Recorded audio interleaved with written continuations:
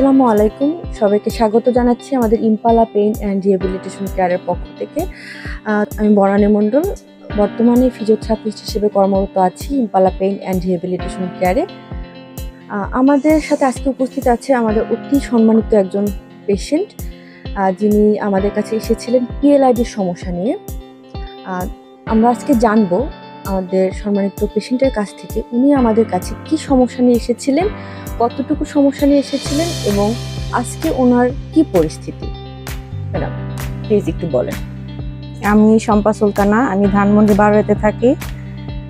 আমার হঠাৎ করে প্রচুর পেন আসে কোমর থেকে পা পর্যন্ত নিয়ে। তো আমি হঠাৎ ডক্টর দেখাই, ডক্টর আমাকে এমআরআই করতে বলছে। তো আমার এত ব্যথা ছিল, আমি এমআরআই করতে পারিনি। আমি ইম্পালাতে তো আমি 3টা সেশন নেওয়ার পরে আমার ব্যথাটা অনেকটা ইমপ্রুভ হয়েছে। পরে আমি এমআরআই করতে পারছি। এমআরআই করে ডক্টর দেখাইছি, ডক্টর আমাকে সার্জারি করতে বলছে। তো আমি সার্জারি করতে যাইনি। তো ইম্পালাতে আমি এক ফিজিওথেরাপিস্ট ডক্টর দেখাইছি, সে আমাকে ফিজিওথেরাপি নিতে বলছে। তো আমি এখন ফিজিওথেরাপি নিতেছি, আমার 14টা সেশন হয়েছে। তো আমি ম্যাডাম আপনি একটু বলবেন যে এই 14টা সেশনে আপনি কতখানি ইমপ্রুভমেন্ট পেয়েছেন, কত পার্সেন্ট ব্যথা ছিল আর ওটার মধ্যে দিয়ে আপনি কতখানি এখন সুস্থ আছেন, ব্যথা মুক্ত আছেন? আমার 100%-এর মধ্যে আমি 99% আমার ব্যথা কমে গেছে। আমি মাশাআল্লাহ অনেকটা সুস্থ আছি। হ্যাঁ, আমি হাঁটতে পারি এখন, আমি এক্সারসাইজ করতে পারি, সবই করতে পারি। মাশাআল্লাহ আমি এখন অনেকটা ভালো আছি।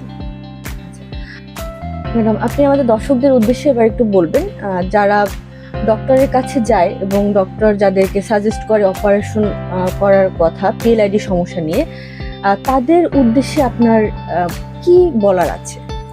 আমি বলবো, আগে ডক্টর যে অপারেশনের কথা বলছে, আপনারা আগে অপারেশনে না গিয়ে ইম্পালাতে আসুন, ফিজিওথেরাপি নিন, আপনারা অনেকটা ইমপ্রুভ হবেন।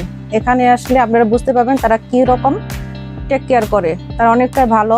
আমি অনেকটা ইমপ্রুভ হয়েছি, আল্লাহর রহমতে আপনারা ইমপ্রুভ হবেন, আপনারা আসবেন। অনেক ধন্যবাদ ম্যাডাম। দর্শক, আপনারা সবাই শুনলেন আমাদের সম্মানিত পেশেন্টের মুখ থেকে উনি এখন কি পরিস্থিতিতে আছে।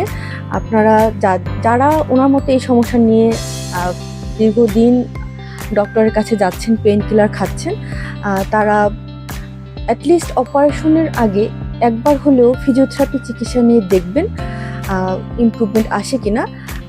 অযথা অপারেশনে যাওয়ার কোনো প্রয়োজন নেই। আমরা আপনাদের সেবায় 100% নিয়োজিত আছি সবসময়। আসসালামু আলাইকুম।